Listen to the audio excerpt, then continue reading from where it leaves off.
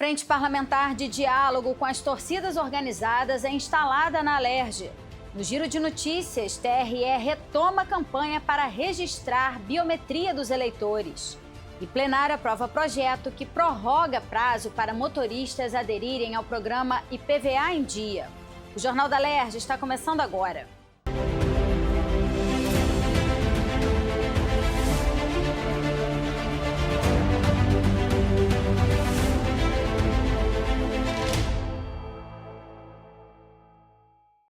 Boa noite. A Alerj instalou nesta terça-feira a Frente Parlamentar de Diálogo com as Torcidas Organizadas. O objetivo é promover a paz nos estádios e combater a violência no esporte. A iniciativa da deputada Zeidan é fruto de uma interlocução entre a Associação Nacional das Torcidas Organizadas, a Anatorg, e órgãos públicos como a Polícia Militar, o Ministério Público, Corpo de Bombeiros, Defensoria Pública, OAB, entre outros. Uma das principais questões que essa frente parlamentar deve se debruçar nos próximos encontros é que está ligada diretamente à volta das torcidas organizadas aos estádios.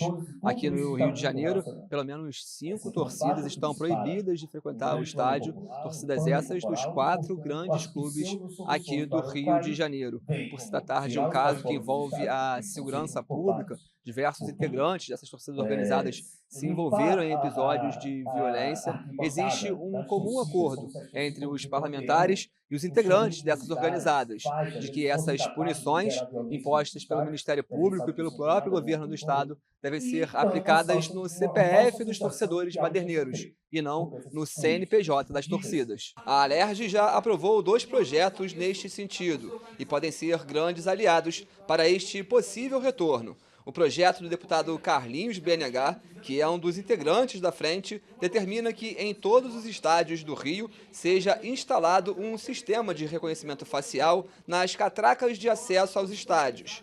E também o projeto que ficou conhecido como Anistia das Torcidas, que tem o deputado Carlos Mink e a própria deputada Zeidan como autores. Sancionado em 2022, o projeto elenca diversas medidas de comum acordo entre as organizadas e os órgãos públicos que permitiriam a volta das torcidas aos estádios.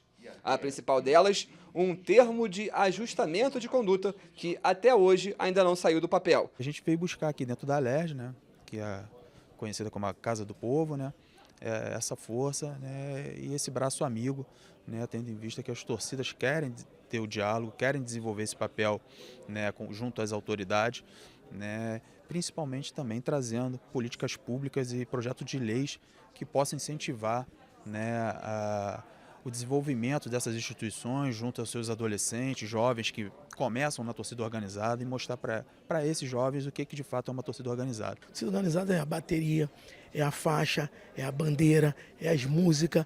Quando você vai para um Maracanã, para um estádio, para um clássico, que você vê que falta isso, você fala assim, poxa, parece que eu estou na sala da minha casa assistindo um jogo.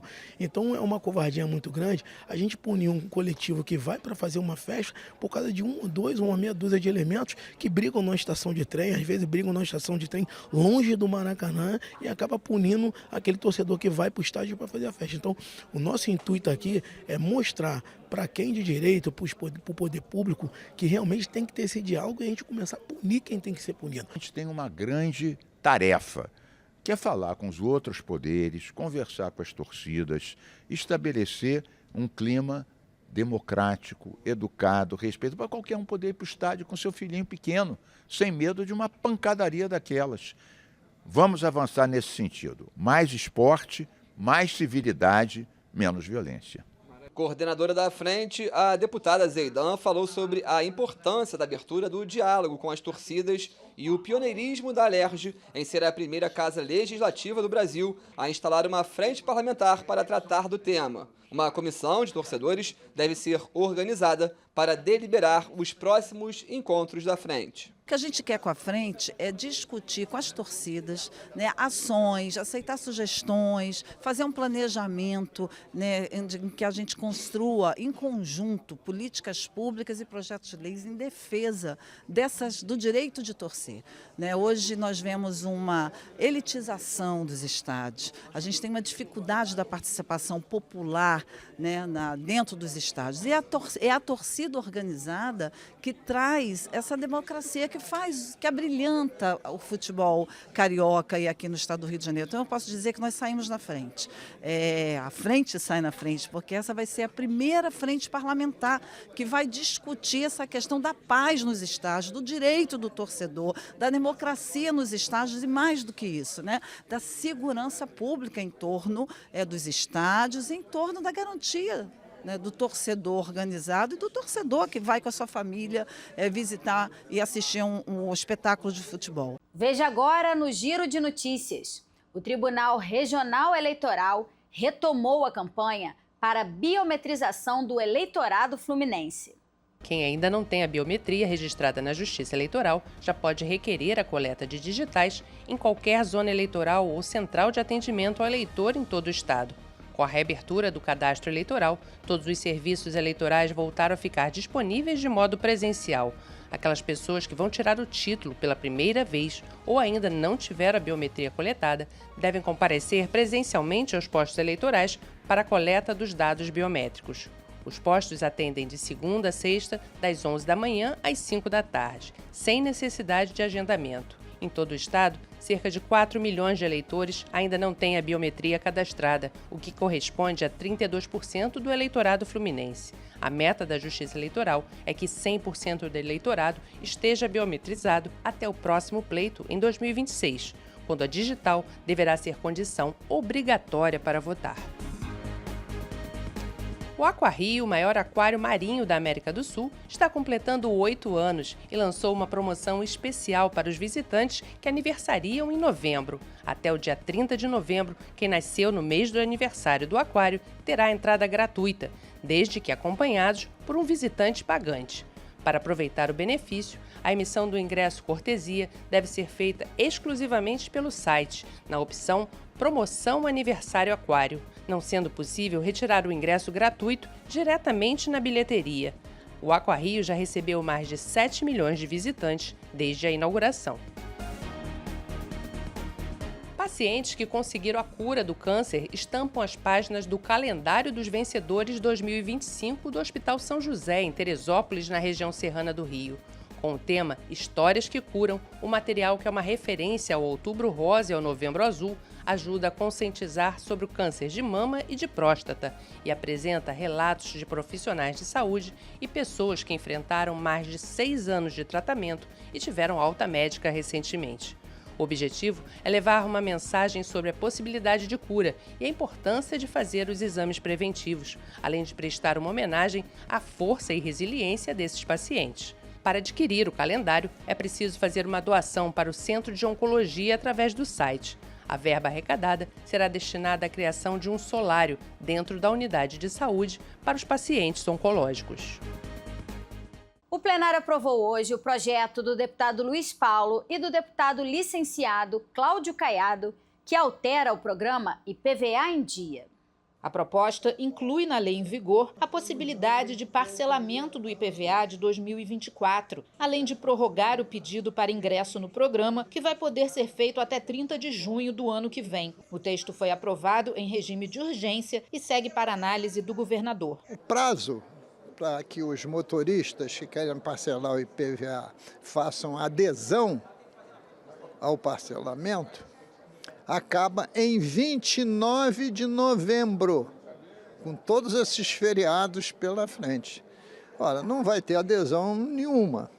Então, eu e o deputado Caiado decidimos, em forma de urgência, solicitar que se prorrogasse esse prazo para junho de 2025. E é uma lei boa, porque deve ter mais de 1 milhão de devedores de IPVA, e isso pode render 300 milhões para os cofres públicos. A proposta do deputado Fred Pacheco sugere alterações na lei de 2013, que criou o Censo Inclusão e o Cadastro Inclusão, com o objetivo de identificar o perfil socioeconômico das pessoas com deficiência no estado do Rio. Uma das modificações reduz de 4 para 2 anos a frequência da realização do censo e do cadastro no estado. O texto prevê também a possibilidade de convênios com organizações da sociedade civil para auxiliar na coleta de dados das pessoas com deficiência. O projeto foi aprovado em discussão única e depende da sanção do governador para se tornar lei. A gente precisa entender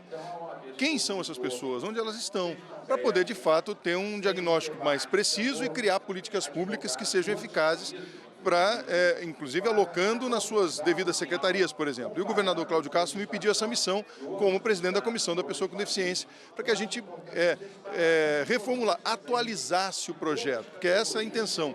Era entender que hoje, por exemplo, em relação ao projeto anterior, ao projeto de lei anterior, que ainda não tinha sido regulamentado, nós não tínhamos, por exemplo, o ambiente da internet, que pudesse ser um aliado para fazer a pesquisa. Então a gente vai ter, de fato, agora um ambiente tecnológico para nos ajudar e ajudar a população a demonstrar essas informações. O Rio pode ganhar o programa Empresa Responsável Funcionário Saudável, com o objetivo de aperfeiçoar as condições de trabalho em instituições ou empresas com sede ou filial no estado do Rio e que tenham no mínimo 10 funcionários. As empresas devem garantir aos trabalhadores condições estruturais adequadas para o exercício das funções, como equipamentos de segurança, além de direitos trabalhistas. As que cumprirem os requisitos do programa podem receber o selo Empresa Comprometida com o Trabalhador. A proposta do deputado Márcio Canella foi aprovada e depende da sanção do governador para se tornar lei. Pode ser alterado o Estatuto da Mulher Parlamentar e ocupante de cargo ou emprego público no estado do Rio, criado por lei aprovada na Alerj em 2019. As deputadas Tia Ju e Marta Rocha propõem modificações para adequar o texto às normas dos Objetivos do Desenvolvimento Sustentável e garantir a efetiva proteção das mulheres no exercício da atividade parlamentar e de funções públicas, inclusive durante as campanhas eleitorais. A matéria foi aprovada e segue para análise do governador. Pode ser criado no Rio o programa Cidade Iluminada. A sugestão do deputado Vinícius Cozzolino prevê a modernização e ampliação da rede de iluminação pública dos municípios do estado. O projeto recebeu 3 emendas e vai ser analisado pelas comissões. O Jornal da Alerj fica por aqui. Você pode acompanhar a programação pelo nosso YouTube e pelas redes sociais. TV Alerj, o canal do povo. Uma boa noite para você e até amanhã.